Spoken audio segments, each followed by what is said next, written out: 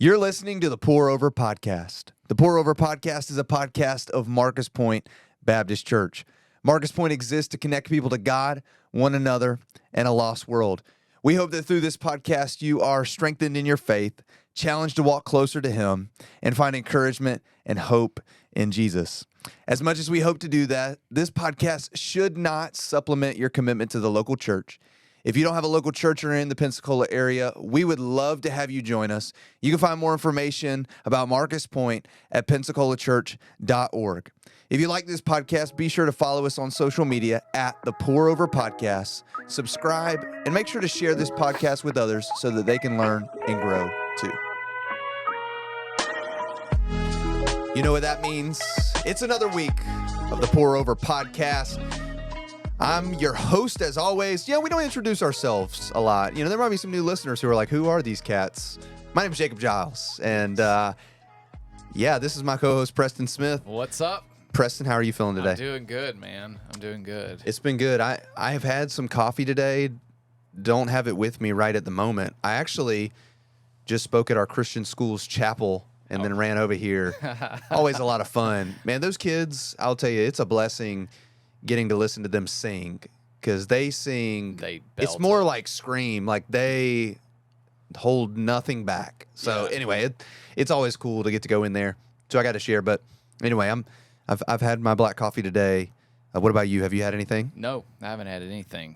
Because you're ready for. I'm ready for what's in front of me. Yeah. Going to be a good episode today. I'm excited for our topic, but we'll get there in a second.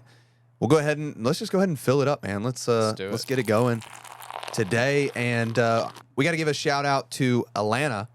Got to make sure I say her name right. Yeah. I was telling Preston before the show that it took like 20 times for my wife to correct me on her name to finally get it right. And then I was told it's Atlanta without the T, so Alana. Anyway, got it right on the podcast. But anyway, we got a coffee recommendation from Alana. Alana is Evan, our North Pace worship director. She is his wife, and so she gave us a great coffee order. Yes. This is her go-to at Starbucks. Not just her go-to. Oh, it's a lot of people's go-to? It's the number one drink at Starbucks. No, is it? Yep, I got into the drive-thru. I had never heard this. And I was like describing this, and I just thought I was some sort of alien. You know, I always do when I'm going up there. And then when I pulled up, I was like, yeah, sorry that was complicated. This is the most desired drink we get. Really? Yeah. So it is from Starbucks. It's a brown sugar shaken espresso with vanilla cold foam, but have them mix the cold foam in. Which they found kind of challenging, but yeah, you know, it is foam. It rises back up. But yeah, I'm very interested in this. I feel like I'm gonna be doing some cartwheels in about you think so? 5 or 10 minutes. All right, here I'll give it a go. You go first. The cold foam doesn't seem too mixed in, but they tried. Yeah, they said they tried. It just rises back. Okay.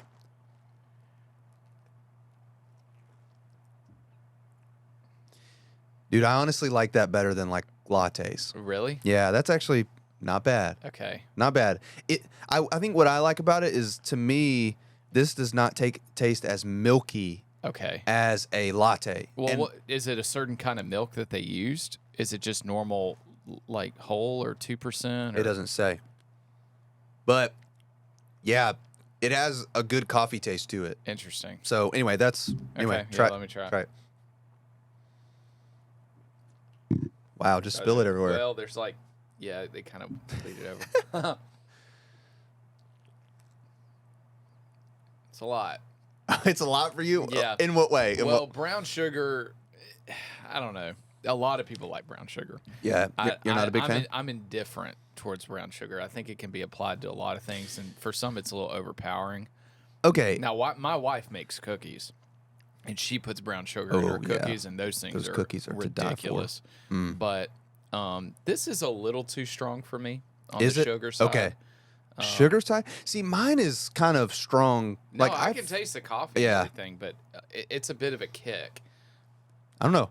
I'm a fan. Out of 10, what would you think, you would rate it as? Out of 10, I'd probably do, if somebody handed it to me, I would drink the whole thing. So to me, that's an immediate 6. Okay. I'm going to give it a 6. Okay. I feel like for me, coffee drinks that I like, probably like you, that I would finish, that I don't mind, are probably 6 or 7s. This is probably an 8 for me.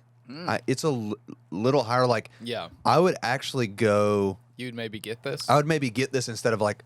So for me, when I drink coffee, I mostly like black coffee in the morning. That's all I drink. But I will occasionally get like lattes or things like that more as like a dessert. I think we've talked about Right, this. yeah, Like, yeah, I look at it more as like, oh, I've just had dinner. Yeah. A coffee sounds like a good dessert sometimes. Yeah.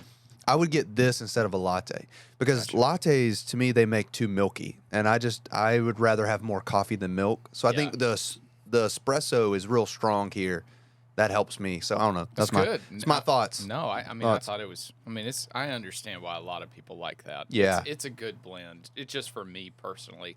It's just that brown sugar. Yeah, is I'll definitely very enjoy it while we go through strong. the rest of the episode. So Yeah. it'll probably be gone. It won't be like the Mocha Cola where. that was hard. What's watching so you. funny is the clip on Instagram. You act like you love it, but And people I did, people for don't that see one moment. You know, what people don't see is at the end of it that. got worse and worse. Well, you mixed it together, and then it was like, this is bad. Wow, it was terrible. It was terrible. But So, I'm much still better. a fan of Coke Black. I wish they'd bring that back.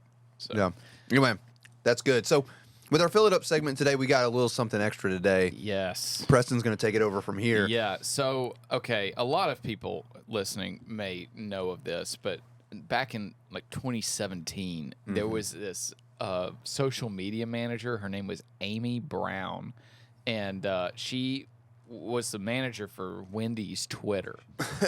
I'll say Those this. were in the heydays of Twitter, too. Now, here's the thing: like, we live in the Southeast, so there's not a big Twitter presence down here. We're mostly like Facebook and Instagram, and the cool kids are using TikTok and stuff. But Twitter isn't really used all that much, or X. Now, when I was in high school, which was a little before this, well, I'm going to show my age here. I graduated in 2017 from high school, so for most of my high school years, Twitter was the thing. Was it really? Yeah, it was the thing. Like, Instagram was starting to hit the scene. Yeah. And it's by the time I got out of high school, it had kind of started taking over. Gotcha. But Twitter was really big when I was in high school. It was kind of the go-to. But now it's almost more of an information place. Like, I go on Twitter to follow, like, the Red Sox insiders. I find out information quicker through Twitter, and that's what it kind of has become. It's a linear platform. It's just straight information. So, so anyway, so Amy took it upon herself, and we're talking about a pioneer here. Like, she did something that no businesses or public, enterprises were doing on this platform, or maybe any platform. But she was looking through and finding all these messages, or I guess they were adding them. Yeah, sorry. And get the terminology right. I'm not a Twitter guy. And that's great. And he said, so she was going through there and roasting everybody who was making fun of Wendy's. And so here's one, Jords or something, a Jordan, name. But it says, if you will reply, I will buy the whole Wendy's menu right now. Wendy's replied, prove it. And Jordan replied with a trash can. Or like a trash bag, and said, here's your proof. She responded, said, thanks for sharing your baby pictures.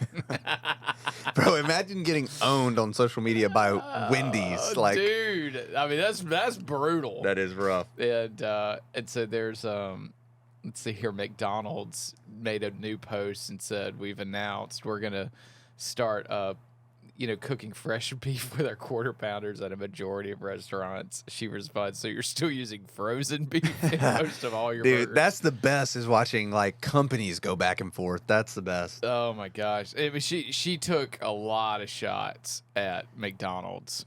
You know what I mean? It was funny when she'd come at people, because there was I remember when this happened, and people were trying to, like, how like something like that happens, and so there's people that are like trying to out roast the Wendy's. Like, they were trying so hard to outdo the Wendy's, and the Wendy's just every time would just Amy Brown, like, she would just come up with something else, and just topple everybody. It was crazy. Yeah, I know. Let me see here. You have another one? Because I know that she did it for a while. I always wonder what happened there. Like, she's not. Yeah. She's not. So this Justin person says, "Hey, I'm going to In-N-Out. What should I get?" Wendy's response, "Out." Dude, that's great. It's just so fast. That is great. And it's unreal. Yeah, please send us your favorite Wendy's roast. Yes. We would love Yes. that. We know there's hundreds. Yes. So And you know, coffee orders, we will take them. yeah. We will try them. You see it. We will drink them. Make sure you can DM us at the Pour Over Podcast on Instagram. We also have a Facebook page. You can also message us through there. You know, I feel like I'm saying that, and then not a whole lot of people use Facebook anymore. But we actually post the whole video to the podcast. So if you if you'd rather just watch us the whole way through instead of just listening, you can go to our Facebook page. We upload the full-length video to each podcast, but you can message us through there, or you can email us. Wow. Yeah. That has nothing to do with our We're podcast. crossing denominations now. You can email us at pourover@MarcusPointeBaptist. Make sure you put an E on the end of point.org. So pourover@MarcusPointeBaptist.org. You can email us, but make sure to follow us on social media. We're actually posting a lot of clips and things like that. So even if you're not on Facebook, on Instagram, we've been posting some video content where you can actually kind of see us as we record and things that happen. So I'd encourage you, make sure you check us out, follow us, share us, help us get the word out. That'd be awesome. But yeah, send us your coffee orders. Send us your favorite Wendy's roast. We'd love to hear it. So anyway, that does it for our Fill It Up segment. Today we're going to jump into our Drink It In segment. And this is where we'll spend most of our time talking today. We've got kind of a fun. Man, I'm feeling the sugar. Oh gosh, dude, there's a lot of sugar in that thing. Yeah, I don't. Maybe people might go, man. This podcast. They might go to the the settings where you can turn the speed. People might be like trying to turn it down, thinking they accidentally turned it up because you and I are. Yeah. Man, I did read about 1 Corinthians 14 today, so that's not a coincidence. Okay, anyway. Yeah. Back to our regularly scheduled program. All right, we're struggling today. Hold on. I need to put the coffee down. Alana, what did you do to us? Down. All right, here we go. So today we're going to be talking about social media. We're also going to be kind of talking about screens because I think that's a big part of kind of a lot of the conversation today. Social media, screen time, and Christians. Yes. And we're going to talk about how Christians should view social media, how they should use social media, and also a little bit that comes with screens. And I just want to start off by saying I really feel like most of society, even the Christian realm at this point, has embraced and accepted social media. I don't think there's very many questions about that anymore. No. If anything, it's become quite an asset for the modern American church, especially, but all across the world. So yeah, I think so too. There even churches that are like, maybe very old school or traditional. Even them you can find at least in some way on social media. Now, there may be a lot of debate on how churches use social media. That can be a different, but I don't think we're going to really get into that today. We're going to talk about more personal use. And before we even dive into it, this is really helpful for a lot of different demographics of people. If I were a parent, I'd be wanting to find a podcast like this, somewhere, not necessarily for their kid, but maybe more for them, because they're the leads of their family. And so if they want to see their family move in a good direction, they've got to be the one that starts that. Yeah. No, I definitely agree. This is something that Kinsey and I have discovered is a big point. So when I feel like, at least for us, let me just explain a little bit of us, and we're kind of getting sidetracked, and I'll bring us back in a second. But when Kinsey and I were dating, we got engaged, got married, and all that. For a long time, screens were never a problem for us, but we had an enormous amount of time. So we could waste a lot of time on our phones and still feel connected, if that makes sense, because we would just have so much time where eventually we'd put it down and whatever. But as our careers grew and then as our son was born, literally the time that we have just us every single day is from 7 until 9. Like we're old souls. We go to bed at 9. So 7 until 9, we have 2 hours. So if we waste our time on our phones, we will have spent no time together. Wow. And so for us, it looks different. And I say that to say, I think for everybody, we're going to talk about things today. For everyone, it's going to look a little different in some regards. You know, the stage of life that you're in, the things that you do, the time that you have, it's going to look a little different for everybody. I have to probably be a little more rigid with my social media and phone usage or screen usage or whatever than maybe someone else would have to be, because it can be really detrimental to my marriage. Whereas someone out there who's a college student and they work part-time and go to class, like they may have a little more time, freedom, flexibility, whatever. So it's going to look different for everyone. And so I want to preface what we're going to say today by that too. And I don't think we're really going to give any hard lines in this podcast, No, but hopefully necessarily. some helpful insights. So ultimately, I think, well, let's talk about the good with social media and screens first. Number one, I think we talked about it. Social media can be an asset in a lot of ways. I do not think there is anything wrong with the advertisement of churches and the advertisement of living for Jesus. I do not think there's anything wrong necessarily with promoting those things, right? Because we want people to know about them. When you go and share the gospel, you know, in public, you're promoting, if you will, the gospel, right? That's what you're for. That's what you're going and telling. Social media is a tool that can be used to promote the proper things so that other people can come to know about it. And so I do think it can be an asset in terms of outreach. I think that's one of the big things that we're seeing. When I was in college ministry, and Preston, you're in college ministry now, so you may see this too. I would have college students come into our college ministry, a lot of them maybe not even Christians or don't even have church background. And we would ask them, why are you coming to the difference? Like, what brought you here? And they said, we saw you on social media. Right. That was the number one answer that we would always get, is they'd be like, we saw you on social media and we want to come check it out. And we saw a lot of those people get saved, not necessarily through the social media, if you will, but they came because of the social media, which ultimately led them to an encounter with Jesus, and they got saved. So it's just interesting to see how God can use that and how it can be an asset. Yeah, well, communication platforms are almost instinct. They're like instinct within the human mind. So, I mean, my grandfather is a newspaper guy. I mean, but, you know, his dad was probably a radio guy, you know, when in its infancy or whatever it might have been. And so the way people communicate and the public platforms of communication will always be a thing. But what platform that is shifts in time. And so, in a sense, like these college students that I teach, they're reading the newspaper. It's just through Instagram in their that's a day good point. and age. And so you can't deny, and you have to move with the times a little bit, depending on, I think, profitability. You know, you want to get as much as you can out of what you're using, and you certainly don't want it mastering you. And I think it can be very helpful. I think a lot of people get connected with people in new and in deeper ways through social media. A lot of families who are cross-state or even cross-country, you know, they can communicate with each other through social media. Now we've advanced so much to where we have, you know, video calling and FaceTiming. I almost look at FaceTime as a social media platform. It's just direct to person. I mean, it's basically the same thing like Snapchat, except it's video and you can communicate to each other besides a picture or I mean, it's just anyway, I think you bring up a good point. Another benefit of social media is connectedness. Now, we're going to talk about this. This can be a double-sided coin, and we'll talk about this a little bit. But I think it's absolutely incredible that my family that's 6+ hours away, or scattered people that know me that are scattered across the country, or I even have friends that I'm with on Facebook that I talk to from my mission trips in Ukraine. So I'm able to be connected with them.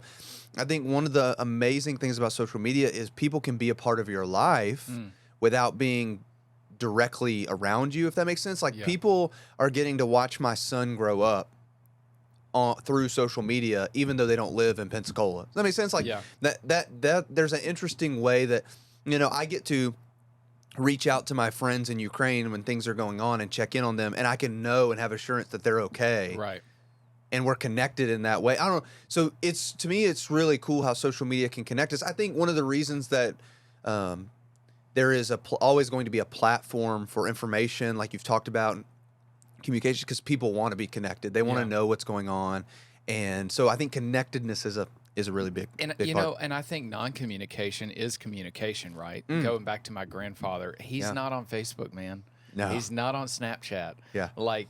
And he doesn't have a phone, and so like if I want to reach him, I've got to call his wife. I got to call my grandmother, or go see him. I got to go see him. And so I think a lot of times when people are on social media, we look for who's on there, of course, but we also look for who isn't on there. That's fair. And we go, okay, well, I still want to reach out to that person. It does encourage, I think, communication a little bit in terms of who has access and who doesn't. Yeah. And so it has been a help in many ways. Yeah, I think too, it also, you think within the function of the church and other believers, it can really help connect other believers together. For sure. It can be encouraging to see what other people are learning and how they're growing. I got a friend in Upper Alabama.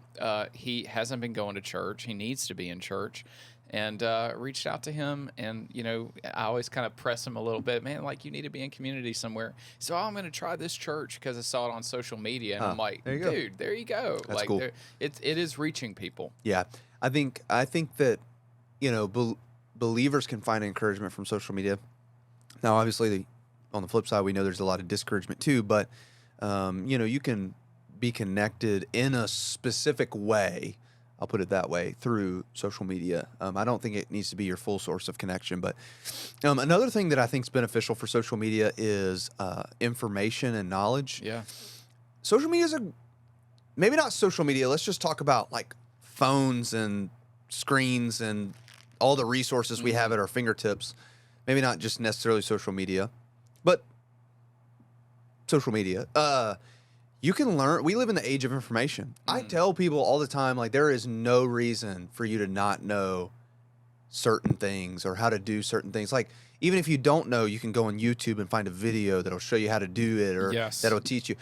And when it comes to the Bible, what an incredible resource, because no doubt. It used to be back in the day, it used to be Tell them, Jacob.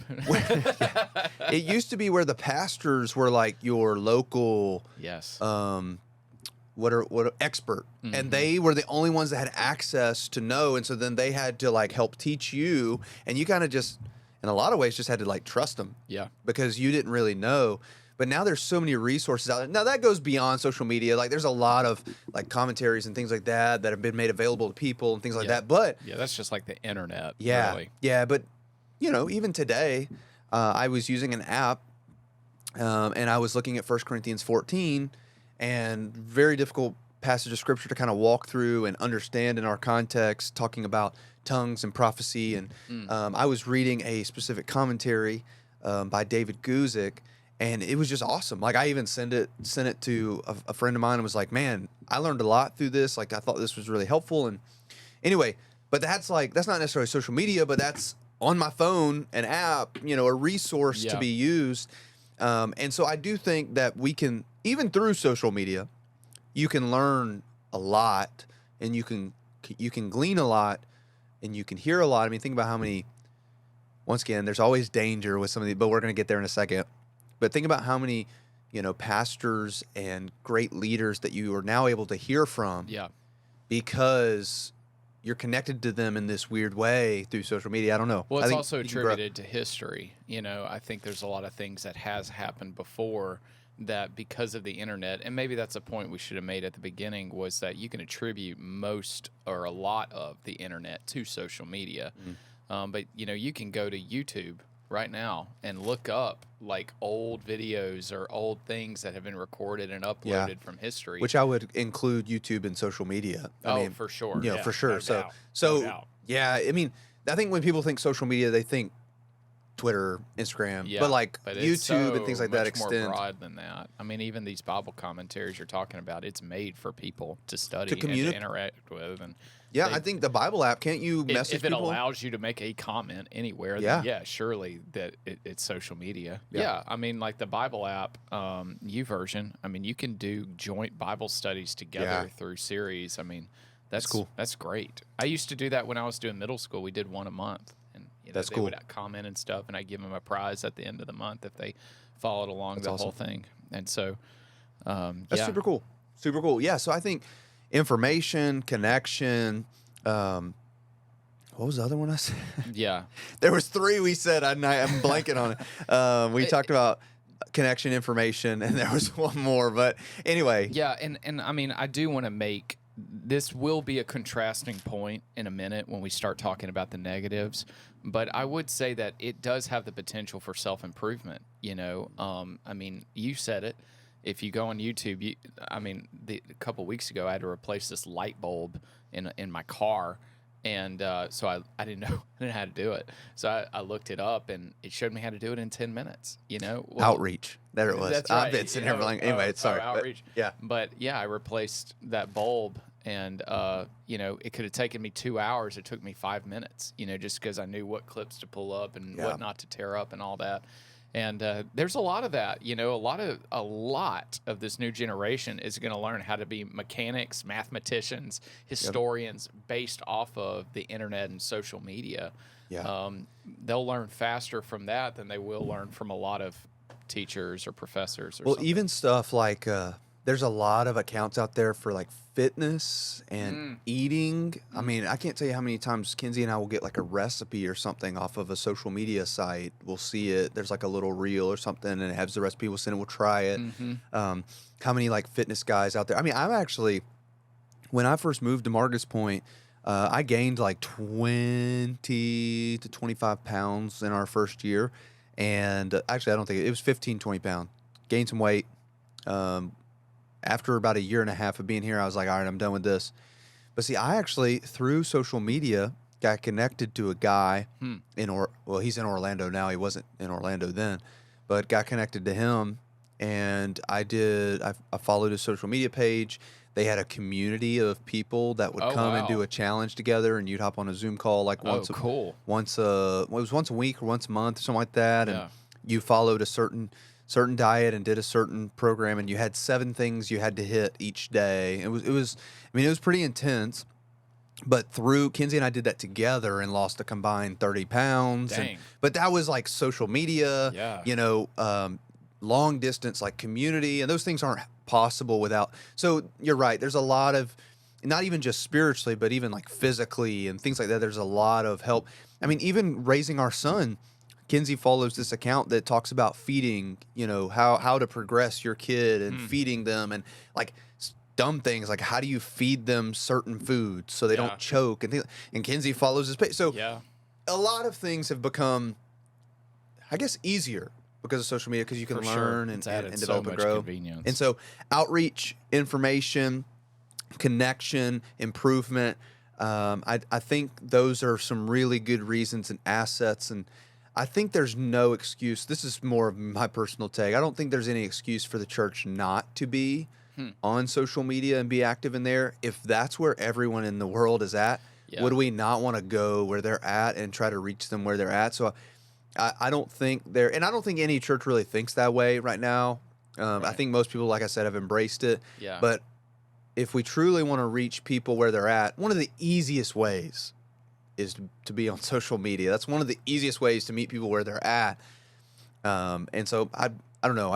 I think there is a lot of benefit. I think the church has grown a lot because of, and when I say grow, I'm not talking about Marcus Point. I'm talking about just the worldwide church and reaching people, seeing people saved. The church has grown because of social media.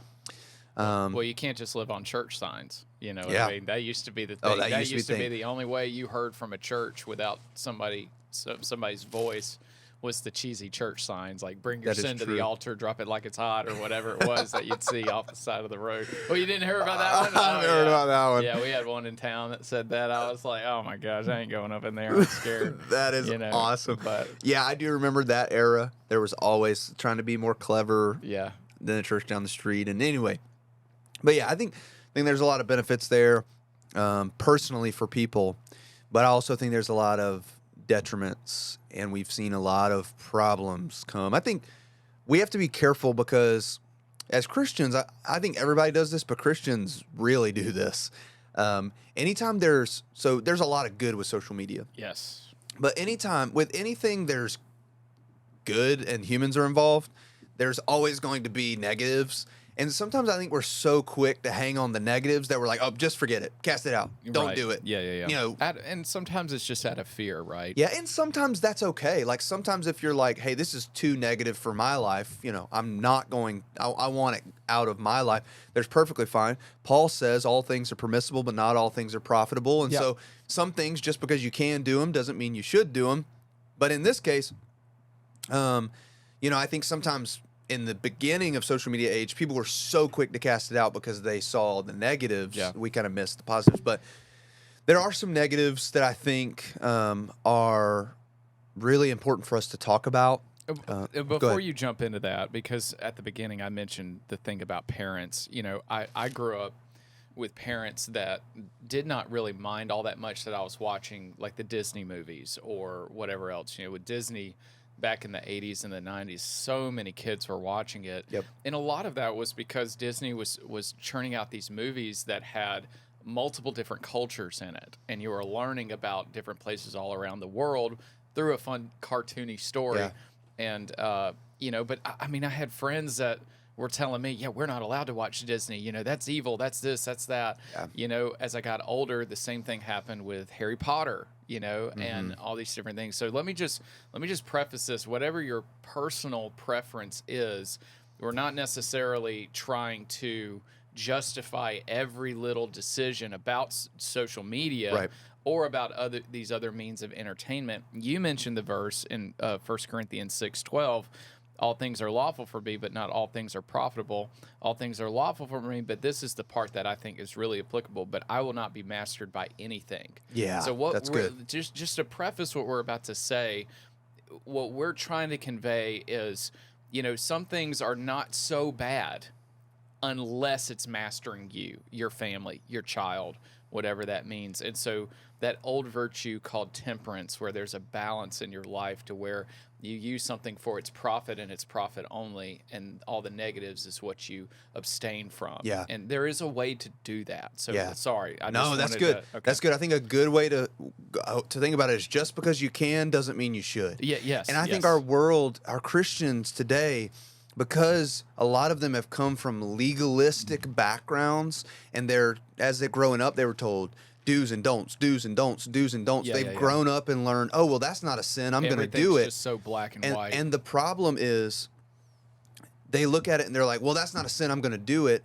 But what they don't realize is while they may not be sinning, it is hurting their walk with Christ. It may not necessarily be a sin, but it's not profitable for their life. Exactly. But anybody that tries to tell them differently, they're like, oh, well, that's not a sin. You know, and it's like, okay, it may not be, but that does not mean it's profitable. Yeah. So just because you can doesn't mean you should. And so that's kind of what we're going to talk about when Yes. we get into this. Yes. Because I think that one of the biggest issues with social media and specifically screens is addiction. Yeah, cyber addiction's been around It's bad. forever, you know, and Yeah. all the way back until television was released. I mean, you can go look at old movies from the 60s and the 70s, and you've got kids in these movies who couch potato in the living room. They're glued to the television screen, tiny little box, you know, and they're moving the antennas around to get the signal right. And so this is not something that only happened with the 50-inch plasma TVs, Right. you know, in the early thousands. This has been something that's been around forever. And so when Windows and Microsoft came out and they had computers, that added to the issue for some. And it just comes down to what's mastering what, and how are we controlling Yeah. our time with things. So And now with phones, now it's really bad because your addiction can fit in your pocket. exactly. And that's where the hard part is. Maybe we can talk about this, Preston. I want you to think about it for a second because this is off script. Let But- me get that call. Let me drink Yeah, I some know. coffee. Go ahead, drink some. Let's not answer it now. I'm going to come back to this so we can think on it. But how can someone know if they're addicted to their screen? We'll talk about that. How can someone know if they're addicted to their screen? But here's what I think is an issue is a lot of people, when we think of addiction, for a long time, people define addiction, drugs and alcohol, drugs and alcohol, drugs and alcohol. Like that is when people think addiction, that's what they think. The problem in our world today is there are things we are addicted to and that master us, like you read in that verse, that are not necessarily bad in and of themselves, right? Like when you think drugs, you think no matter if I'm addicted or not, that's not good, right? That's what no matter whether I'm addicted or not good. But when it comes to a phone, it's like, well, that's not bad. Yeah. So Yeah, because, and if you're a parent going, well, I don't know about that, would you delete your Life 360 right now? You know, because that's dime a dozen. Every parent has Life 360, it seems like, and they're not going to be so quick to give that up. Yeah, no, it's interesting because we're addicted to something that's not necessarily bad. Yeah. That makes sense. But Right. that's what we got to understand. Just because something is permissible doesn't mean it's profitable. Just because something you can do something doesn't mean you should. And I do believe things that are not inherently sin can become sin when they master your life. So if you're serving anything other than God, right, have no other gods before me, becomes sin. And so addiction has been, all right, so let's talk about this. I think more people listening to this are addicted. They hear the word addiction, they're like, there's no way I'm not addicted. It's not a problem. I was talking to somebody the other day about something, about a particular addiction, and they were like, oh, well, I'm not like that. And I said, yeah, but everybody that was like that said exactly what you said. Like that, people progress that way. So you may be listening, you're like, oh, I'm not addicted. But, we're going to talk about what it really looks like to be addicted. I think that's a good point first. That was not in our plan. So this is kind of off the cuff. So anyway, Preston, do you have any thoughts on that? I'm kind of putting you on the spot, I know, but do you have any thoughts on... Rephrase the question just one more time for our listeners. So how can I know if I am addicted to my screen, phone, social media, or not? I think everybody has a fair, unless you're just cuckoo for Cocoa Puffs, right? Like, I think most people have the base understanding of what a normal person is and how they interact and their social level, along with, the reality that they live in, common sense, et cetera, just the base human personality traits that make a person normal. When you start to see cyber involvement, technological involvement change that to an obvious level of difference, that's where you should be a little concerned. Yeah. Base example, right? And I'll make a point after this small story. I used to be a middle school pastor, and so sixth grade is a very defining year for a lot of 11-year-olds because that's when parents really have to choose, okay, do I get them the rectangle or not? And so a lot of them were being bought phones. And the huge shift between that year and a half, it almost has more to do with that decision than their biological growth. Yeah. How a parent handles the technological balance for their kid is really important. So I used to drive a group of kids from their school to a Bible study. So I'd get my church van and I'd load it on my. I've had 14 kids in the bus some days, Jacob, and so I'm driving, whatever. I'm on the highway and I've got that great little mirror there where I can look and see how everybody's doing behind me. There was only one kid in the whole bus that had a Gab phone. The rest of them had normal phones, iPhones, Androids, whatever. This kid had a Gab phone. If you don't know what a Gab phone is, that's a phone that doesn't get internet and it doesn't download apps unless approved by the parent. Some of them have a little bit of difference, but this kid could basically just text, call, and I think had one social media platform on it that they could interact with their friends on. And that was the only kid who talked totally normal and interacted with things totally normal. Yeah. I'm not saying all the other kids were weirdos, but there was a gap there because that one kid had just one extra parameter of technological balance that all the other kids didn't have. So here's my point. For a parent, it's hard sometimes to choose because I know you have friends that have kids that are choosing, to basically just there's no leash, right? Like they're just giving them whatever.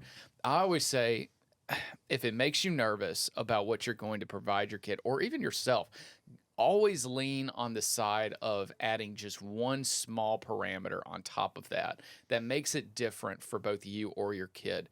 Because what it does is it puts a respect in that world for the child where they go, okay, this isn't just something we get to just use as freely as we want. Yeah. For some of you, it's, my kid only gets to play their Switch for an hour a day. that's a big deal. Don't ever think that's not doing something. That's a big deal. That will allow that kid to grow up and go, yeah, I'm not just supposed to just use technology as much as I want, because it will fry their brain. Yeah, And I so think. hopefully I didn't get too much in No, the no, weeds no, no. there. That's Sorry. really good. That's really good because I think there are a lot of parents tuning in, listening. They want to know. I'll say this. This is my personal opinion. All right. So this is to those listening. If you are doing different than this, you are not necessarily doing anything wrong. This is just my personal opinion. If you are a parent and do not have parameters of some type on your kids and their social media and their screen, you should start putting parameters, because if we are going to let children whose brains have not fully developed Yes. and they don't fully understand like science even shows they don't even fully understand what they're doing sometimes, like they just react, they just do things because their brains haven't fully. If we're going to let them just do whatever they want, they're going to take it to the extreme. Yep. And they are going to do harmful things. Like they just are. That's just their kids. Yep. So there has to be parameters. You have to figure out what the best parameters are for your family, for your kids, what you believe is best. You have to go to God and ask God what He would have, and you have to decide that for yourself. I can't tell you what those should be. My personal opinion, from what Kenzie and I have talked about, and this may change as we get older because we only have a 1-year-old, so I don't know what the life is like. So just take this all with a grain of salt. We have talked about we will not give our kids cell phones and social media until they turn 16. Like Wow. we will probably give them a mode of communication with us, like a Gab phone or something. But there's a lot of studies out there that show screen time, stunting development. Like you mentioned, like kids they don't know how to communicate. They lose a lot of skills because they become addicted. And what I'm afraid of is our society is becoming so addicted to screens, and social media is becoming such a norm in our society that we can't even pick it out anymore. Like we can't, we think the addicted life to screens and social media is the normal life now. And so it's so hard for people to pick it out. And so I would say, I would agree with you. I would take it a step further, and I would even say you can know you're addicted. Now, I don't mean this on a small scale. I just mean this every day of your life. If your social media affects your productivity and your social interaction, you are most likely addicted. Sure. So if you now have become lazy when you're usually driven, that's probably a sign of there's some addiction. Yeah. If you used to be social and now you're withdrawing from social situations because you'd rather sit on your phone at home, probably a sign that there's addiction. Now, I completely understand that sometimes you're like, I'd just rather sit on my phone than go do the laundry. That's a little different. Like that's not altering who you are. Right. That's just momentary, decisions. But if you've watched your life alter because of you mindlessly scrolling, or things like that, if it's altering who you are, which for many of us, we have to take a step back and examine to see that, because we won't recognize that in the moment, or we need to ask someone else. But when we see that, like my wife and I, like we love like watching, shows together. We love doing things like that. But there are times where we won't the TV will just be running. We'll be just sitting there on our phones. And we have to sometimes take a step back and go, whoops, like we're a little too caught up in, we're not doing anything together. So it happens to everybody.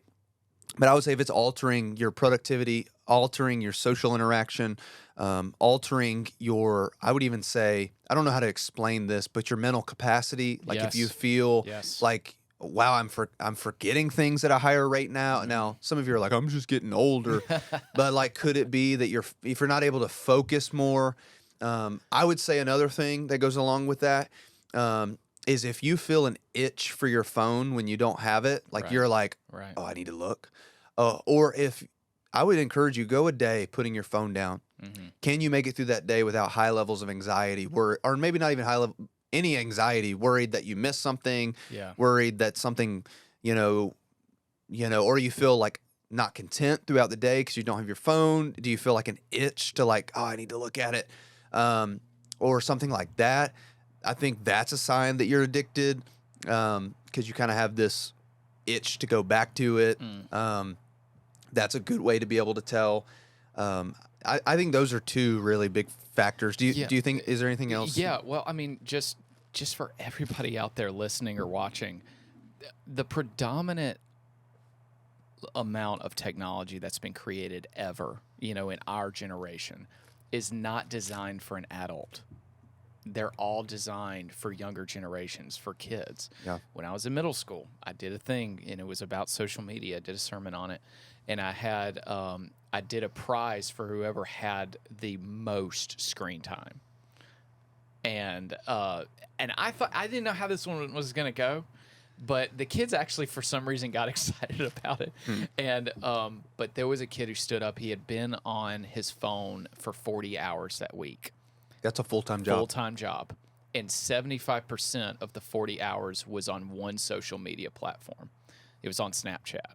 And I remember, I can't remember what I gave the kid, like a biscuit or something, but, just something lame. But I just remember thinking about that. And so, like, for all of our adults out there, for all of our parents, they're designing these social media platforms not for you. They are designing them for the younger generations, for the kids, because they have more addictive personalities.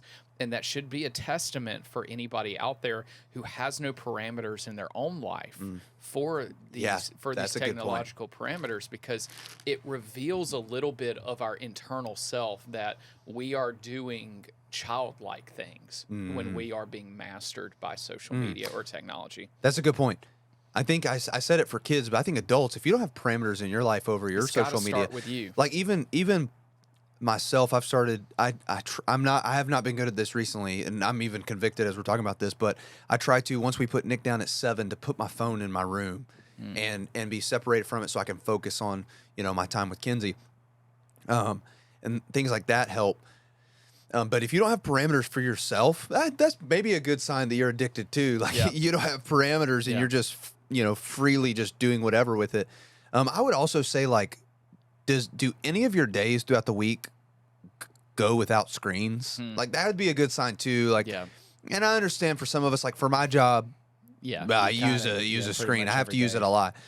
And so that may not be necessarily possible for some people, but are there any portions of your day that go without screens? What about your vacations? That's a good point too. Can you go sit on a beach without being, plugged to it? Like, I mean, this is self here. Like, I went on vacation years ago with my wife, and I couldn't help it. I wanted to see the staff group chat. I want to see what's going on there. And oh man, Lexi was roasting me alive. She was like, "Put that thing up," and I was like, "Yeah, you're right." Yeah. And so sometimes it can be the most innocent things, but they do take a hold on you very quick, and you have to be careful. Yep. 2 years ago, I turned my phone off for the whole vacation. That's incredible. And so I have Kinsey. Well, I'll put it on Do Not Disturb. So on my Do Not Disturb, nothing comes through except phone calls from my mom, my dad, or Mackenzie. Yeah. And I have Kinsey keep it. And every night she would just go through and make sure there was no emergencies. Because obviously being a pastor, emergencies can happen. And so, I had her just check any emergencies. She would go, nope. And I'd be like, sweet, move on. Awesome. And so we started doing stuff like that. But yeah, I would say you need parameters. Man, there was something else I was thinking about while you were talking about that stuff, and I completely forgot about it. I've drawn a blank. It may come back. Yeah, it may come back later. But I think addiction and just the being mastered by screens and social media is a big problem. Another problem that I think is misinformation. We have a lot of people who they think they are knowledgeable, but it's because they only have a social media theology. Yeah. And so the only things they ever learn are from people on social media, but the people they're listening to don't know what they're talking about. And so you have a lot of people who think they know what they're talking about, who really don't know what they're talking about. Yeah. And so you have a lot of that's very detrimental for the church, because you have a lot of false teachers, false preachers, people taking stuff out of context, and people are just glued to these people. They love these people. They follow these people, and they treat them like God. Literally, like what they say is always true. And so then they gain what they think is knowledge from these people, and then they try living this out, and then they impose it on other people, and it can be detrimental to the church because it's not true. Well, idolatry, to me, when spoken in the Bible, I think is a misplaced trust and priority upon someone or something in their life. Yep. So what I'm saying here is another negative aspect of social media that we all know about is comparison culture. So if we're talking about another teacher of the Bible or another church that has better LED lights and subwoofers, sometimes we look at those and it makes us feel a certain way, like, oh, I feel like I'm there. Oh, that's so awesome. I want to be there. And everything now in front of me is now going to go through that lens of comparison. Now that it may be church. For some people, it's the way they look. For some other people, it's a lot of different things. But it can be very dangerous because you've got to learn to trust and place your trust in things that are closest to you and gain the experience from that, not just simply the understanding or knowledge of the whole thing. Now, yes, it's good to have a good grasp on what's going on in the world and is this good or is this bad or whatever. You get that knowledge, but you also have to look at in your own surroundings and what's tangibly in front of you and find the best of where you're at. Social media, with all, I think, good intentions, causes a lot of discontent in people. Yeah. And a lot of people who are stuck on social media, I'm sure everybody has that niece or nephew or cousin or whatever. They show up to the family events. They're disconnected because they're discontent. They don't gain the same level of entertainment that they do with their actual family that if they go in the corner of the room and just doom scroll on TikTok. And that's where it can be really dangerous because that's altering your life and personality. But what it's doing is it's removing the tangible entities in your own life and replacing them with hyper-preferentials. And we've got to be careful of that. That's when you know there's a big problem and that they're far from reality. And that's where it's become a master of them and them not a master of it. Yeah, I think we have seen a lot of people, because of social media, comparison culture, whatever, have become very critical, pessimistic, cynical, and discontent in a lot of ways, like you're saying. And I think that we have lost what the Bible tells us, that we're supposed to be joyful, thankful.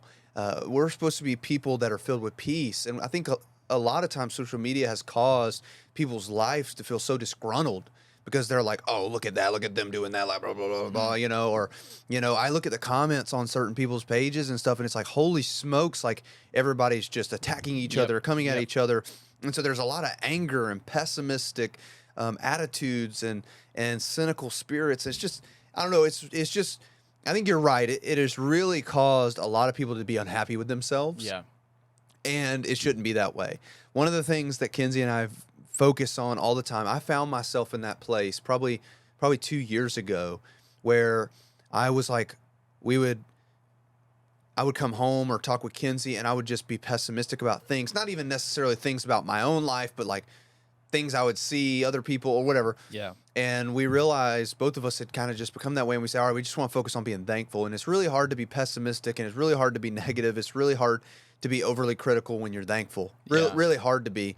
And so, the Bible tells us to rejoice always. Yeah. Again, I say rejoice, let your reasonableness be made known to everyone. That's what the Bible tells us to do. And so it's, you don't see a whole lot of that with social media. And I think a good point that you brought up was people being disconnected. And it was one of the things that I said earlier in the positives that I said will kind of come back to us in the negative, is while a lot of people may be connected through social media, there is a lot of personal disconnect because relationships can only go so deep behind a screen. At some point, to go deep, you really need to interact with people, physically be with people. That's why I still believe that physically attending a local church and physically being a part of a small group is really essential for people. And so I think that there's a lot of people out there who are connected socially, but when they get, like, the same people that would interact so well socially get in front of each other, they don't know how to act. They don't know how to communicate. They don't know how to have fun. They don't know how to do things because they've only ever done it through social media. So we have to be careful that it doesn't dominate our social life, that we have a social life where we put our phones down and we interact with other people. I think that, well, that's the skills still you're showing us, yeah. If all you ever do is laugh at someone else's jokes or someone else's entertainment or someone else's sense of humor, how can you ever discover your own? How do you tell an 11-year-old, make me laugh? when all they've ever done is laugh at somebody else.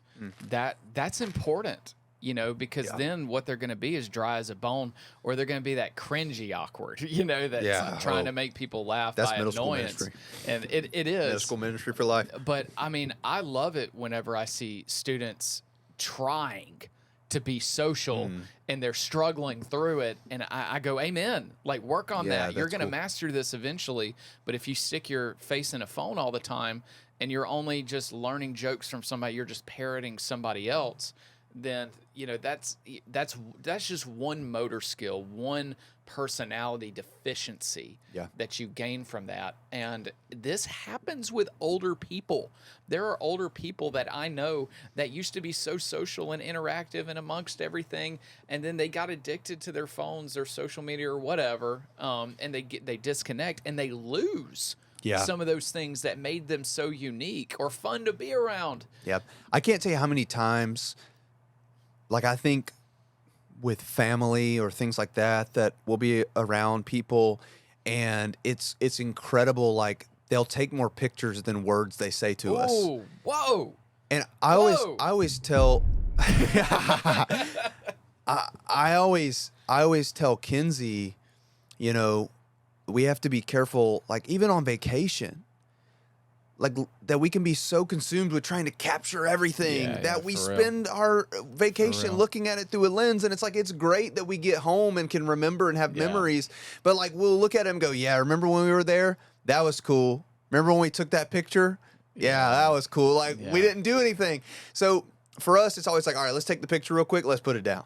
Like, let's capture the content. Let's put it down. Even with our son, we can completely miss life with our son. We'll be taking pictures of him all the time. It's like, wait, we're not even interacting with them, So we got to be careful that we are not trying to,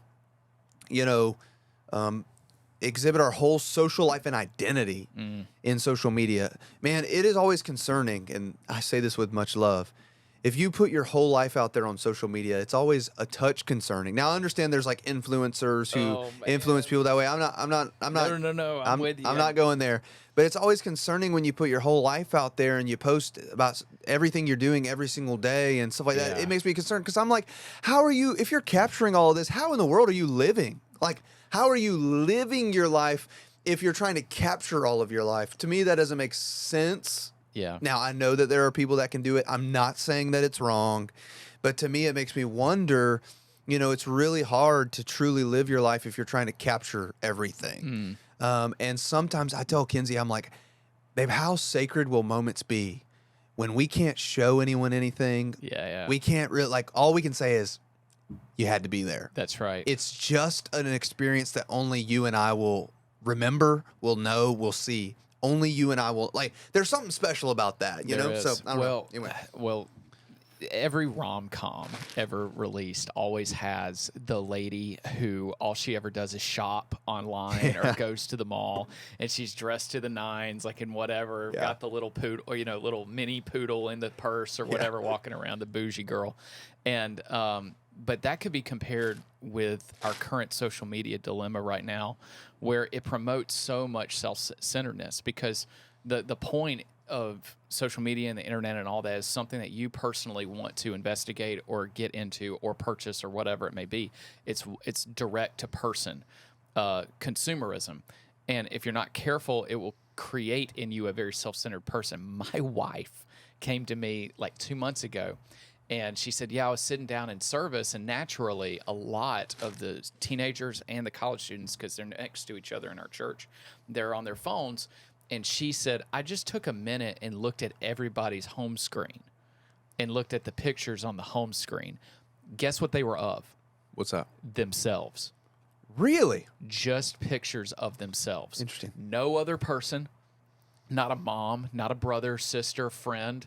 Selfie portraits of themselves on the beach, flexing in the gym, doing this or doing that on their home screens. And what's happening is this cyber addiction is causing so much. Everything is about me. They're not going to voice that, but they're going to feel that because every interaction they have with this thing is about what they want. Or it's about celebrating them.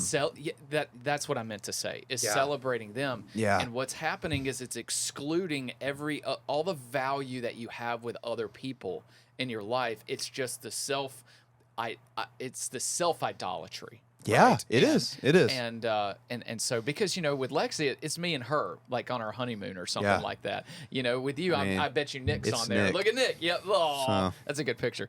But we've got to learn that we've got to find the profit in these things, Yeah. and then exclude everything else. I agree. I'm done. No, I agree. I think it's good. I think we have to be careful.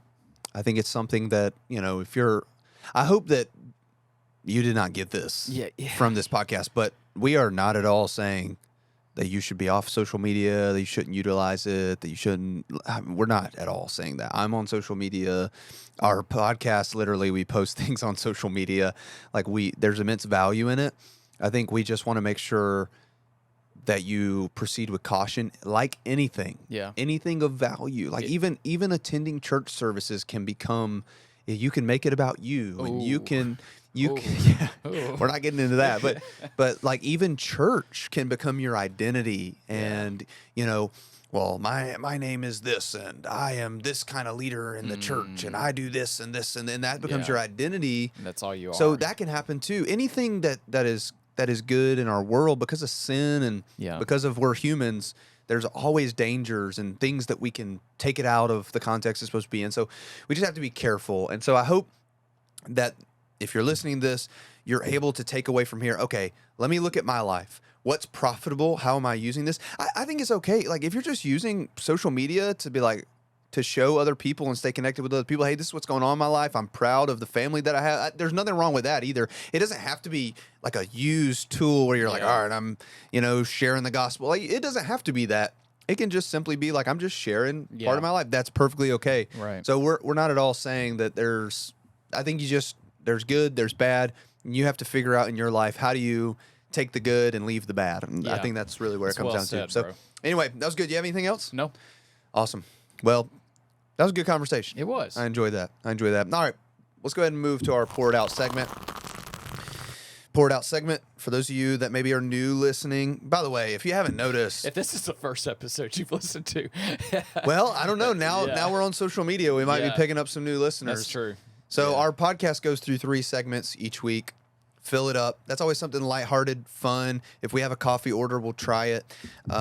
Drink it in. That's kind of where we're kind of taking in all of the big material that we're going to talk about for the day. And then Pour It Out is just a 1 minute on the timer, no interruption, brain dump about whatever's on our mind. So it doesn't have to be spiritual. It doesn't have to be what we talked about. Just anything that's on our mind. And bro, coffee normally does not get me. Yeah. But this is my second cup, and this thing was loaded. It was. I am like, God, I'm about to explode out of here. Holy smokes. You got it, dog. Alana, you got us. Like, Well, this do one is. Do you need to go first? No, I mean, I don't have anything on my mind. My mind is just like spinning. Yeah. Do you know what you're going to talk? Yeah. Okay, I know all right. I'll exactly get you what I'm gonna first. talk about. I'll get you. All right, here we go. 3, 2, 1, pour it out. It's getting warm. It is. Yeah, I think the coldness is finally exiting. One of my favorite things to do that I taught my dog very early in its life was to pull me on a skateboard. That's And great. so I have in my neighborhood, I get my leash and his harness, and I lock him up, and I literally get on my skateboard, run off, and he will literally sled me through the neighborhoods and all that kind of stuff. That's It cool. wears him out. It gets him tired because he's a very high energy dog, and which I learned from Caesar Milan, and went back in his old Oh, videos yeah, I and remember that. stuff like that. He did that with a few dogs, and so I did a little bit of that yesterday, and all the neighbors were looking at me like I was crazy or that Murphy was crazy, and so it was just a lot of fun. But that's all I really have. Nice. Is I'm excited to start doing that again. That's cool. Yeah, the weather, man, this is the perfect time in Florida. Because if you're from anywhere outside of Florida, I know we have some people that, like we had Jamie from Michigan that gave us the Cafe Mio. Mio. Oh, man, so good. I think we've mentioned it on 3 straight podcasts now. That was that's great. the winner, bro. Anyway, so that got me sidetracked.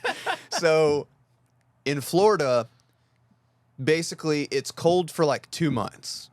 And most of y'all would probably say not cold. Not even. But it's like 30s, 40s, you know, and sometimes occasionally it'll drop to like 20s. It will sometimes at night get in the teens kind of in the winter, but usually like January, February. And then March, it's like really cold in the mornings, and then it starts getting warm in the afternoons. And then April, you like wake up and it's 55, 60, and it ends about, you know, in the middle of the day, 70 to 75. And it's just perfect. Like this is the April, the beginning of May, and then it turns to death. And then we go, you wake up and it's 75 degrees and it ends 95 to 100 and it's humid. You step outside and it feels like you've jumped in a pool. So mosquitoes this is the perfect of year. Your face, you know, Oh, just dude, like it's crazy. Crazy. Anyway, all right, I'm ready. All right, you ready? Yep. 3, 2, 1, pour it out. Giving a dog pills. Okay. Yeah. So my dog, Abby, something happened. We don't know what. She got into something, and her tail, I guess, was itching. So she started gnawing at her tail, and she gnawed it raw, like a part of her tail. So we took her to the vet, and the vet said, we're not too sure what happened. Something got her, made her itch. She gnawed it. She's okay. But they gave us a cone to put on her head so she'd leave it alone. Oh, she hates it too. Cone of shame. And then they gave us like antibiotics to make sure it didn't get infected. Yeah. So for the last like 2 weeks, I've been trying to give this dog these pills, and she is so smart. Like she knows how to like curl her tongue back where the pill can't get through. What? And then she'll like she'll let me drop it in. And then when I drop it in, she'll like work it up and then spit it out. And she's so smart. She is so smart. So anyway, I've been fighting that for the last 2 weeks. It's crazy. So that's my minute. Have you tried the pill pockets? Oh, she eats the treat and spits the. Oh, she's smart. I will put it in a pill pocket. She'll eat the treat, spit the pill out. The pill's inside the pocket, and she eats around it. She'll then eat it. spits She'll put it in her mouth. She'll bite into it, and she'll like realize there's a pill in there because she's not stupid. She knows. Like now, if I was okay, let's say she didn't know she was getting any pills, and I did it the first time, I might could trick her the first time. Yeah. But as soon as she realizes that she's getting pills, she will remember the day, and she'll remember the time of day that she gets those pills, and she'll hear the pills, and she'll recognize the treats because they're different treats. Gotcha. And she will bite into it, and you can tell she's like gently biting into it. She'll eat she'll eat the treat and spit the thing out. We've done it. We've tried to put it in like a big ball of bread. Yeah. And like give it to her, and she like you can just watch her. She's crazy. So I literally have to, and it's so gross. And I probably look so bad, dude, but I open her mouth up, and then I have to like stick my hand like almost down her throat and drop the pill and shut her mouth and hold her mouth. Sometimes I either some of the times I even have to like give her a little shake so it'll like go down far enough so she has to swallow it. It's been a battle, bro. Been a battle. My wife tries and tries, but like I don't think she like really gets it down there far enough, so I usually end up having to do it. Yeah. Anyway, it's been a challenge. So, but she's almost healed and she's almost out of pills, so I think we're almost done. But golly, it's been crazy. So anyway, all right, guys. Well, you got anything else? No, I'm good. Sweet. Thank you guys for joining us again for another week. Hey, please share our stuff on social media. Let other people know. Tag us. We would love to just get the word out about our podcast and have other people join us. So thank you guys for listening. We'll see you guys next week. See ya.